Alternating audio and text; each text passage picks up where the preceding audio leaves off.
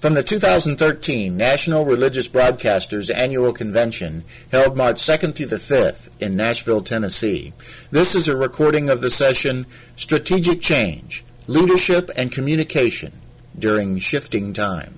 Okay, if we can get things started. It's 2:30, actually 2:31. I'm a minute late, and we need to get things hustled. I'm Mike Shelley. I am Assistant Station Manager for, get this, Ministry Advancement and Listener Engagement for Tacoma Falls Radio. It's a long title, I know. And that is a big change for us. And I'm glad you're here because that's what we're going to be talking about is change. And today we have got a good friend of mine, Tom Atema, who former General Manager for Blue Ridge Broadcasting, former Vice President of Strategic Partnerships with Equip, and now President and founder of Vertical Horizons Group. He's going to be sharing with us about change, how we can lead through change, and how we can come up better on the other side of all that. Let me ask one question, then we'll get started. How many of you have felt change in your organization just in the last 6 months? And if it's all health benefits and HR and taxes, I feel your pain, if I can use another Democratic president's line. Anyway, give your attention now to Tom Atema as he leads us through change.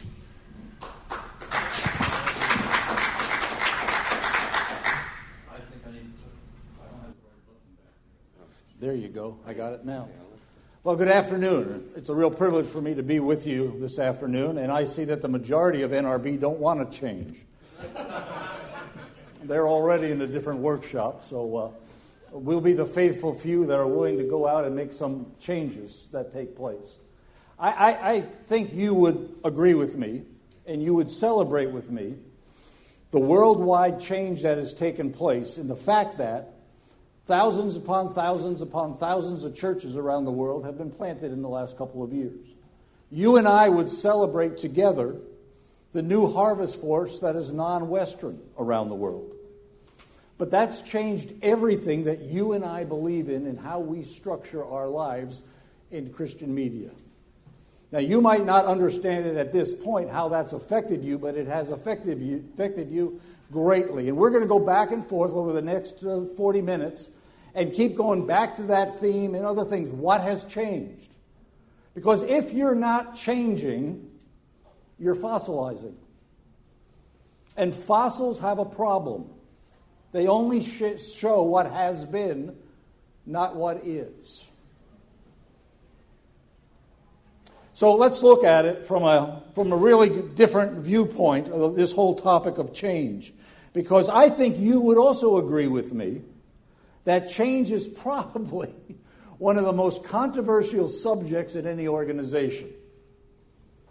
How do you communicate change effectively so that we can actually change something?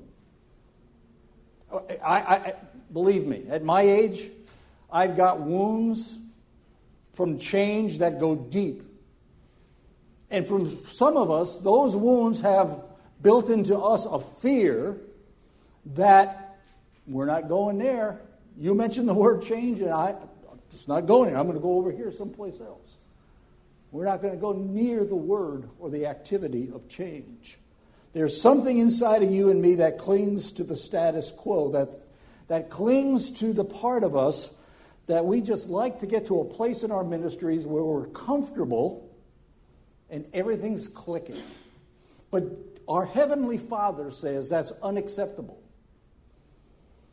It's unacceptable to get to a status quo where everything's working neatly and smoothly and nothing is changing and everything's going better, because He tells you and I throughout Scripture that we are to what? We are to be transformed. Transformed isn't a destination, it's a process. To be transformed means I've got to change something in my life, in your life, in my ministry every day to make a difference and change. So how do I know as a leader when it's time to change? I'm not going to go through them all. I listed some things that I used in my earlier days to know that it was time to change. You might want to look at maybe one or two of them. Now, these are for the people in the room that have a leadership position, but you don't have the gift of leadership. Now, this isn't a leadership workshop, so we're not going to spend a lot of time on that, but there's a difference between a leadership position and a person who has a position and or does not have the gift of leadership. If you have the gift of leadership, you know intuitively when it's time to change. But if you have a leadership position and you don't have the gift of leadership, and that's okay, there's nothing wrong with that. There's a lot of people around that have that ability. Then you need some guidelines. And some of them, as I said, I listed some of the ones that I used to use years ago. When you look at your Arbitron numbers, the first thing you do is look at your competition, and you realize that your growth is mostly transfer growth. If you go down to maybe number 10, your leadership culture is all about preservation rather than innovation. We'll talk about the growth curve in a little while. Or maybe number 15, your organization looks like your community. Your organization has become a subculture in that community.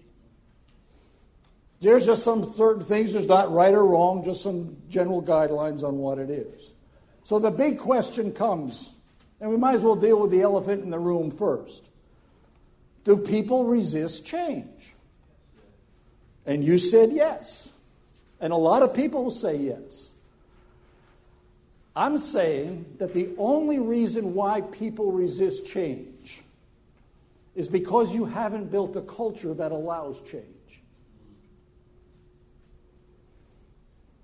People resist change only because, and we'll talk about it in a minute, because you haven't built a culture that will accept change. And the reason I say that is because people, I got some grandchildren, and my youngest granddaughter is only 18 months, and from the day she was born, she had the same characteristics that I had when I was born. And the same characteristics that you had when you were born. You woke people up at 2 o'clock in the morning for a silly little task of changing a diaper. And people volunteered to make that change happen for you. Nobody resisted it. They lined up. I happened to be staying in town here with my son and my daughter-in-law and my youngest granddaughter and my only granddaughter. And the other morning we heard her crying, Saturday morning at 2 o'clock in the morning. Guess who was the first one out of bed? My wife. She had to go change Lily's diaper. It's not that we resist change. It's just that we haven't built a culture like we had when we were young, where people are willing to volunteer for that change. You have to build a culture that says change is okay. You have to build a culture that says it's okay to make changes. How do I know that I have a culture? I have built in, and by the way, this isn't a seminar or a workshop on culture, but culture is all about the leadership, the head leader, developing the culture of that organization that says it's okay to change. Why I didn't change in my early age was I hung on too long. I stayed in the beginning. I didn't want to end things. I wanted to hang on. I can fix something. I can make something better. I went through as I just hung on too long. I knew intuitively that this had to change. In fact, all the numbers showed that this had to change. But I got into the mindset was, I don't want to end something because I can fix it. Or I didn't want to end things because of an unknown. It's a risk. You can look at some numbers, and we can tread here where not many people want to tread, but you can tread lightly, and you all know that people only listen for 10 minutes on average to the Christian radio station. So why do you play a 27.5-minute program?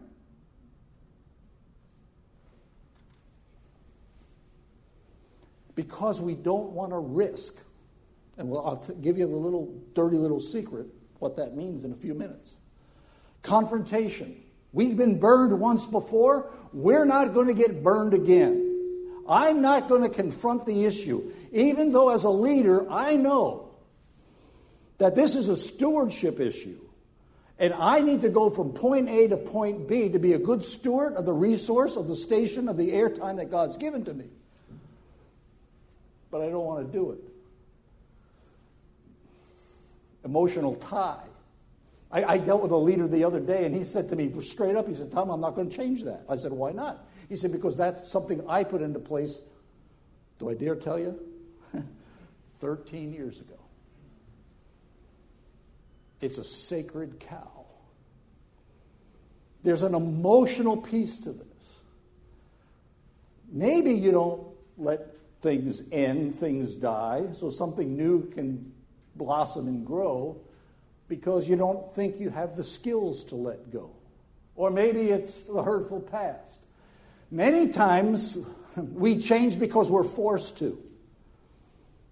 Somebody comes in and fires you, and you're forced to change. Or the money dries up, or the listenership is to the left and down.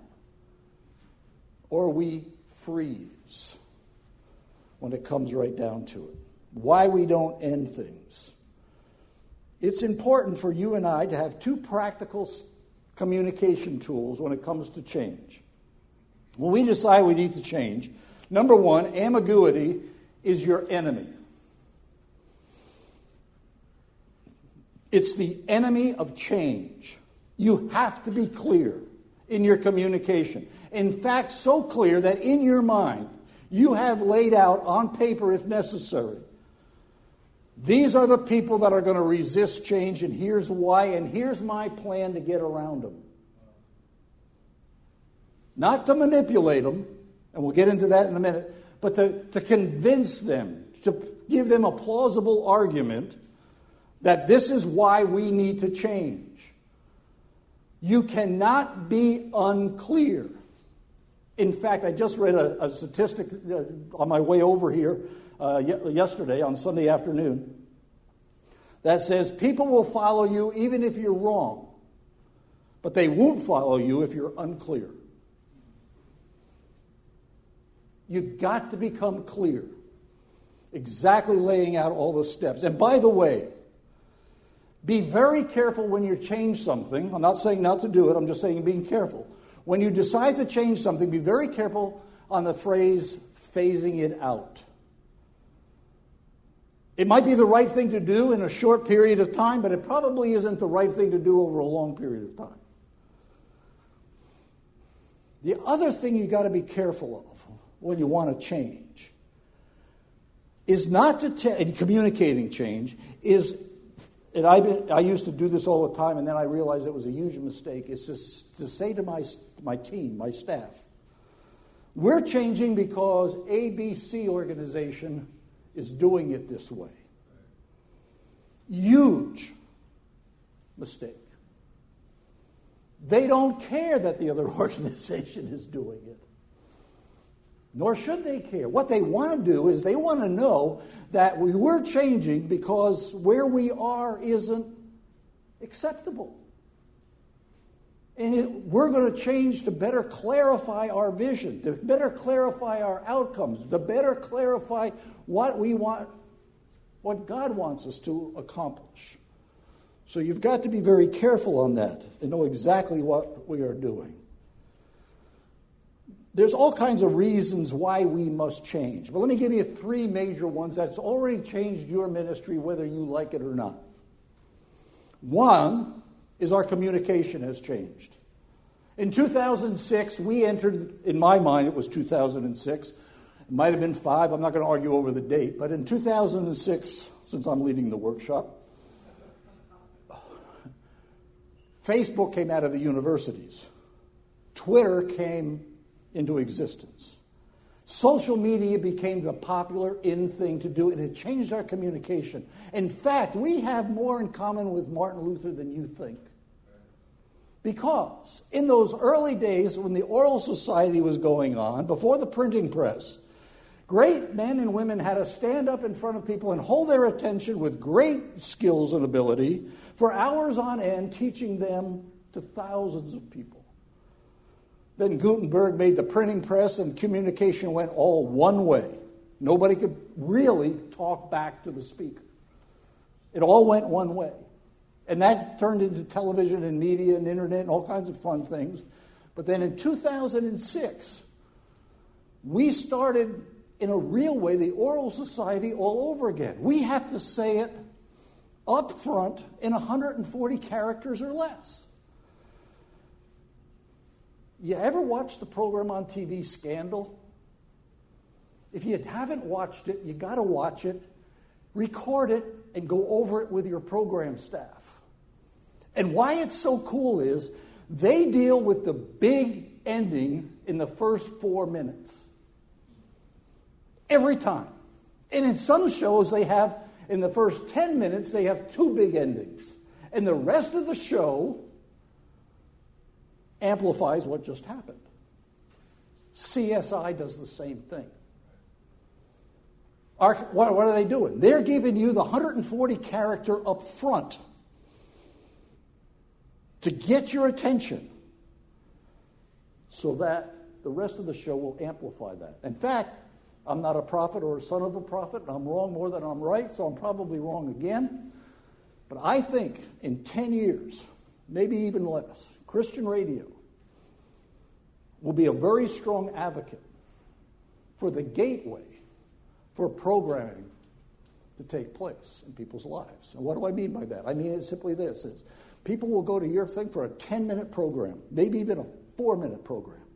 And it will be so compelling that they'll want to go and get the whole sermon, and they'll click on it and get it off their iPhone, iPad, or something else, but not from your radio station. You become the gateway, the door opener, just like the great orators of the past, to be able to do that. Our communication has changed. Our economics have changed. The economic climate changed in when? 2008. If you haven't changed your business model since 2008, it's changing you whether you know it or not. It has changed. The world's demographic has changed. The average age of a person in India today, as we sit here, is age 26. The largest demographic group in the United States is under 25. So if you have a radio station or a TV station or a Christian media station outlet, and you ministering to the 25 to 35-year-old and you haven't changed, they've changed you. You just haven't gotten there yet. And I'll show you exactly what happens, because we always have to grow. But here's what happens. If we take this curve, and you can look at it at the other side, if you look at it at this curve, all of our organizations have this huge startup. And for years, before 2006, before 2008, we were on an upward slide. We were on this continuum that went straight up for most practical purposes. And then, communication changed, economy changed, and why I have a business today is because stations call me when they're here. And they say, listenership is down. Funding isn't working like it used to work. Can you help me? Can you help us change? And the answer is, sure. But it's going to take 3 to 5 years. Where you need to change, and what makes it so hard, is it where A is, right there. Right here. Now, here's the problem when you change where the A is. Here.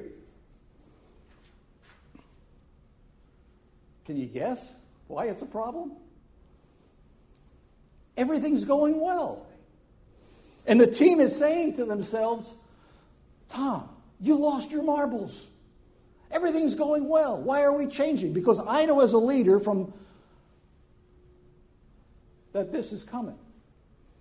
And I have to prepare you now in my communication. I have to prepare you now in this whole thing to be able to go to a model that looks like this. I have to be able to intercede at this model, sell you on why here is unacceptable. We'll talk about that in a minute. And take this to a whole nother level. But I can't get caught in the status quo, because at the end of the day, that's what your ministry should look like. A constant culture of change. A constant culture of change. And this area in between here becomes confusing. That's why ambiguity doesn't work. You've got to be clear. Why are we changing? Why are we developing new systems? Why are we developing new structures when everything's going well? It's because you as a leader know intuitively, if you have the gift of leadership, that this isn't going to last. And I have to prepare not only my team, but also my audience for the next level. In fact, if you see Alice or Jim Kirkland in the hallway, I dare you to say this to them. Jim, when are you going to the next level? And you know what Jim will tell you? You talk to Tom. Because that was we're going to the next level. What does that mean? I don't have a clue. But we're going to the next level. And here's why we're going to the next level. And here's how we're going to the next level. In order to communicate change at this level, at point A, I have to have a culture that says it's okay for my team, whether it's the janitor or the person above me, the board of directors, to come into my office and question everything I do whenever they want. As long as we follow 3 rules. Number 1, never vent your frustration with me in public.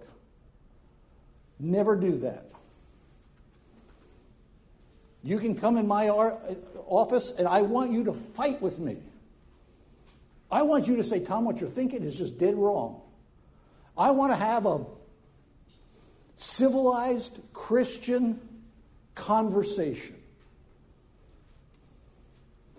Because your public loyalty will give you a lot of private leverage.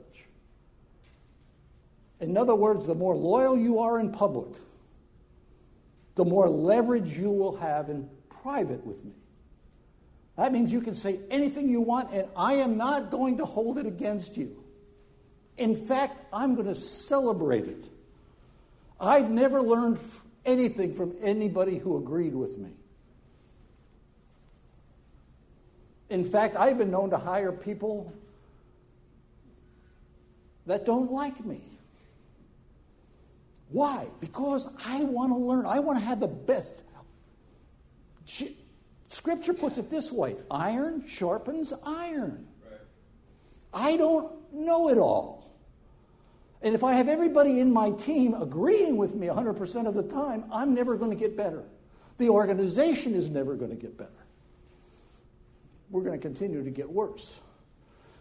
By the way, if you're in public with me, and I say something that just kind of is off the cuff and it doesn't make sense, follow me now.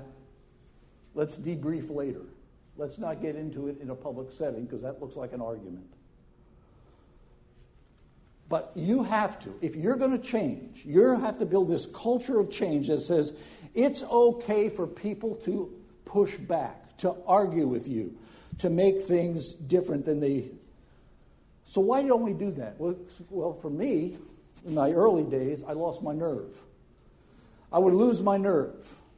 A fear of failure. I was scared to death that I would fail. If I change and it doesn't work, what's my board going to say? The team's not going to look at me like a leader. And what I realized was that's a sign of insecurity. And I got to get secure in who I am in Christ and who I am as a leader. The biggest problem what the Christian church has today isn't anything theologically, in my opinion, is that we have a bunch of insecure leaders running around. And we're scared to death of failure isn't final. In my book, Leadership on Blue Jeans, I spend a whole chapter on this. Failure means I made a mistake. I did something wrong. I planned things wrong. I didn't think of something. And I've got to learn from it and go to the next level. But the reason I lose my nerve and I don't want to change is because I don't want to disappoint somebody. Okay, you and I are in ministries, and we all have people pleasers all around us. And we want to be a people pleaser. We want to build our audience. We want to build our queue. We want to build our income. We want to build. And we don't want to disappoint anybody. But I got news for you. If you're going to do God's work God's way and change, somebody's not going to like it. When I took WMIT through its major change in the late 90s, huge change. My phone would ring every once in a while. Well, maybe that's not true. That's not accurate. It would ring quite often in that major change, and people would ask for the hymns back and whatever all back. And the comment that used to get me laughing and really wanted to make a comment, but I couldn't, was, if Mr. Graham only knew what you were doing, he would fire you. And I felt like saying, he hired me to make the change. Maybe I don't have it. Maybe I lose my nerve because I don't have it. I'm comfortable. I can't get past the pain of the past. You know, when you start saying, I tried that once, but we're not going there again, that's a pain of the past. And you've got to get beyond it. Now, you need to know that when God gave out the gift of mercy, he looked at Tom Atema and said, forget it. We're not wasting it on him. My idea of counseling is, name it, get over it, and get on with it. And that's the end of it. So you don't want me to do a lot of counseling. But I got to get over the past, the pain of the past. If I want to change, then I've got to ask my people to start acting differently, even though we're on an upward swing. I want you to do something different. One of the verses I use quite a bit is, don't long for the good old days, because it's not wise. And by the way, from my experience, the good old days weren't that good. They were pretty bad. Just move on. Get away from that. Start doing something else. Keep moving to a different level. You and I will change. I can guarantee you. When the pain, and this is our dirty little secret as Christian media people, when the pain associated with what we're doing is greater than the pain of change. You and I will change when the pain is greater than the pain of change. Here's what happens. This is why you end up over here. Because you know this, you're all brilliant people. You know this trajectory can't continue. But you've got to change before you get here. And why do you change here? Why do you call consultants here? Because you don't have any money left. Because the audience has turned south. My day part isn't working anymore. And what am I going to do? I need help quick. Why? Because the pain of the finances, that dirty little secret called money, isn't what it used to be. And I got news for you. It's not coming back the way it was before 2008. If you're sitting here saying, I can't wait for those days to come back, it's not coming, in my opinion. And the reason it's not coming is I read the Bible.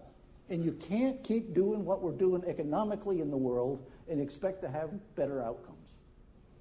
It won't work. It's impossible to do that. So pain isn't the issue. But you know what you and I need to do back here at this location? As we communicate change, we need to build a holy discontent. as part of the culture for change. Bill Hybels puts it this way. In fact, he uses the phrase, a holy discontent. A discontent. Something that just is in our systems that makes us want to get off the couch and do something different and better for the kingdom of God because we don't know this is coming. We're not stirring the pot on purpose, but we're just keeping the staff on the edge of their seat of expecting something better than what we already have, than the status quo. I got to build into my staff every time I see them. Man, that was a win. We now have 500,000 listeners to WMIT. That's fantastic. We're up. But we live in a metro that has 9 million. So we're really not doing that good. So let's celebrate. Let's bring out the ice cream. Let's have the whipped cream. Let's have the cherry on top. But let's remember that our job's not done yet. There's another mountain to climb. There's more people to win. And by doing that, you're building into the team a culture of a holy discontent. Something that says, I'm not satisfied. Why? Because we're changing. We're transforming. We're making things better as we go through our life. So in your notes there, how do you raise a holy discontent without blowing up your ministry? So that people get so disgusted and so, because I've heard it and you've heard it too, you're never satisfied. True. I'll never be satisfied till I see my Heavenly Father. You got that right. But I understand what they're saying. So how do you do that? You keep painting a picture of why. Painting a picture of why. It's clarity. It's balanced clarity. We want the win, but we want to keep going to a new level. We want to have this painting of picture that here is unacceptable. And by the way, when we get here again, it will be unacceptable. And by the way, when we get here again, it will be unacceptable because there's more mountains to climb. Number 2, we focus on interests, not on positions. We focus on interests, not on positions. That means I don't get into arguments. I change the conversation because conversations that's all about position never end well. This might be an illustration. Michael, I was listening to your station and the music is terrible. We got to change it immediately. And your response would be? Forget it. You got it. Forget it. That's a positional comment. That's a positional argument. But if I walked in and I said, I've been thinking and I've been reading some studies. And the latest studies that I saw said that the young people aren't really connected to the church like they should be. What do you think it would be the possibility of music being that connecting point to get kids from where they are back connected to the local church? You think we could talk about that? What would your answer be? Absolutely. Love to see your research. That's interest conversation. Focus on the common interest, not on a position. Number 3, keep going back to the why. The why is I want the young people connected to the local church. I'm going to change the music on my station, not because I like it, believe me. Give me George Beverly Shea and Bill Gaither and I'm a happy camper. But I don't listen to that because my 12-year-old grandson wouldn't even show up in church. At my age, this is just me and my philosophy, I only have 2 responsibilities: to fund the next generation and to be happy with their mistakes. Because they're the generation that's going to reach the next generation for Christ. Not mine. We had our shot. We got rid of the piano and the organ. We put up drums and guitars. Not the next generation. So keep the why in front. Why are we doing this? We're doing it so people can get connected with their Heavenly Father. And then your organization is positioned to change if you have a clear vision. By the way, mission is already settled by God. Your mission, my mission, every mission of every faith-based organization at NRB is already settled by God. Have an idea what it is? Go make disciples. Done deal. Don't argue it. Don't print it. It's done. How your organization carries that mandate out, that mission out, is your vision. Make sure it's clear. If you're ministering to a 25, 35-year-old, they're measuring your outcomes against your vision. And by the way, they want to know when you're going to be self-sustaining. Our organization is willing to say that we're going to persevere, if we're going to view change. Change is emotional. It's not rational. When you talk about we need to change because it's going to make more sense, people will say, I buy all that, but they're still not going to change because it's an emotion. So you have to communicate to their emotion, to their heart, and then to their head about change. You need to study, and then you need to understand. You pass those out for me. Then you need to understand that it's not about you. It's about the team. Change never happens with one individual. It always happens with the team. And last, I say it this way, change is not operational as much as you think it is. It's far more spiritual than you think it is. I have to be in tune with my Heavenly Father in such a way that when He says, do this, I do it. And I have to be so secure in my relationship with my Heavenly Father that when He says, do it, I do it. And when He says, don't do it, I don't do it. And I got to be secure with that decision. I don't need to have all the answers, even though I like them. I don't need to have them all. But you need to be understanding that that is really what it is. Now, what we're passing out to you is what I call a path to implementing change. Now, the problem with talking about change for the last, 45, 50 minutes is that people look at it and they go, step 1, 2, 3, 4, 5, 6, check, check, check, check, check. Nothing's changed. What happens? If I could, I'd put it in a blender. And I'd take all these pieces of paper and pens, throw it in the blender, turn it on, because it all works together. So even though I've given you a path to work on, next steps, in somewhat of an order, don't be surprised if God comes alongside of you and says, skip that one, do this one first. But what we're talking about there is just a path. You can put it up in the office. You can do with it whatever you want. But I trust it will be helpful to you as you implement what I've tried to share with you about change in the limited time that we had together here. So I know that was a lot, drinking from a fire hydrant. I hope it was helpful, but more importantly, let me have your pushback, your answers to questions I didn't ask, or just questions. And Michael will come around with the microphone, I guess. Can you do that? So it's being recorded, so they want to know who said what. I got 5 minutes left, so we can do it. Thanks. Hi, Tom. Thanks. Great session. My question is, change 3 levels. Top management, executive leadership, they're good. They're on board, supportive. Younger generation, their employees, they're on board. They're ready to go. It's that middle management. They're not catching it. It's not happening. How do you influence middle management, not to persuade them, but to show them it's not just what, it's why? That's the big question you have to answer, that they're asking, and it's not a negative, because I did the same thing. They don't know why they need to change.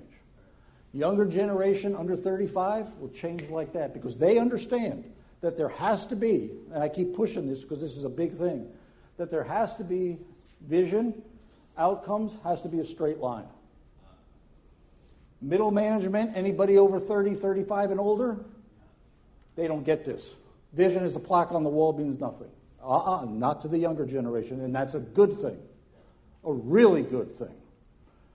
They also want to know how this outcome and this vision are going to be self-sustained. They're not going to give to your organization. That's an outcome of the economic change. They're not going to give to your organization if they don't think you're on a self-sustainability path. Next. I wanted to ask a question, if you could comment on And thanks, Tom. This resonates with me. I help oversee an office in Hong Kong. Yeah. And so we're going through some changes and managing that remotely. I don't live there. We have staff that work there. I'm trying to cast the vision to them for some changes. Can you comment on, when there's some distance and you're going cross-culturally, there's some things that you could say on that? I've had the privilege for a while working for John Maxwell, and I built his whole international strategy in 200 and some countries, and I've been in 81 countries of the world, so I understand your pain. It doesn't change anything that what we talked about. But understand this, and you would know this, that internationally, it's all about relationships. And if you don't have their buy-in on the relational level, everything we talked about will never happen. They won't even give you a hearing. So you have to spend, and I would argue this with John quite a bit, is you've got to spend a lot of these things to go see it. Skype is great. FaceTime is beautiful when I'm talking to my grandkids. Not necessarily to build long-term relationships where we need to make drastic change. Does that help you? Yep. Next. When you know where you want to go and you're casting that vision, how much flexibility and creativity is appropriate in order to get to that objective? If you know that it's going to take a path in order to get there, but the team may look at it another direction in another way, not knowing necessarily one is going to be better than the other, but feeling like this one area may be stronger to get at that end game. I guess what I'm asking is how much creative flexibility is good and how much is not productive? If I could go back to this slide for a minute. When you get, and point A on here is somewhere on the upward journey. When I start feeling when my own organizations need to be changed, when I start feeling that urge that something needs to be changed, that's when I bring people in. And I would say at MIT, Jim, I feel this has got to change. What do you think? Or I would use more the relational approach and say, this is what I feel. I not take the position, but take the relational stuff, and I'd say, something just isn't clicking with me here. And I'd start at that second, getting their buy-in, getting their argument, getting their perspective, and then laying it out. I've gone as far for major changes as taking a day and say, let's just get out of here for a day and let's go play miniature golf. And I get more change done on a miniature golf course than a lot of places in the office, which seems silly and a waste of money to some people, but it's just a different environment, especially for the younger generation. Does that help you? So it's about getting it's about getting over the resistance and mapping that out with pure clarity on how we can make those next steps and move forward. I want to thank Tom Atema from Vertical Horizons Group. His contact information is on the bottom of the last page that we sent that we passed out, so you can contact him through that. I urge you to pick up a copy of his book, Leadership of Blue Jeans. It is a fantastic book, very simple. Take your staff through it as a devotional. It's really good. If you ever want Tom to come to your organization, I highly recommend him. If you want to know more about taking action or not, please fill out the evaluation forms and return it to the young lady in the back. We'd love to hear what your thoughts are. Also, please do take the time to put the comments in here. We all, as you're in the radio committee meeting, and if you are in radio, the radio committee meeting is tomorrow afternoon. What time is that again? 3 p.m. 3 o'clock. And it'll be in this room, I believe. So please come back there. But please let us know how we can make sessions like this more available to you, okay?